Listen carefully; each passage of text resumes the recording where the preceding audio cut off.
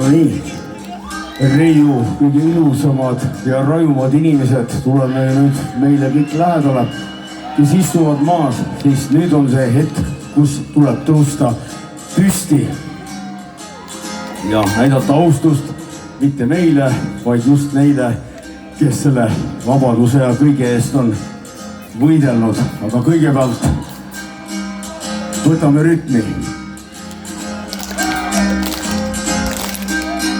Ja kõik, kes te olete täna siia etendusele tulnud, teie peate laulma kõik refräänid, teie lapsed, teie vanaemad. Vanus ei ole vabandust siin. See lugu on teile ja kõigile meile.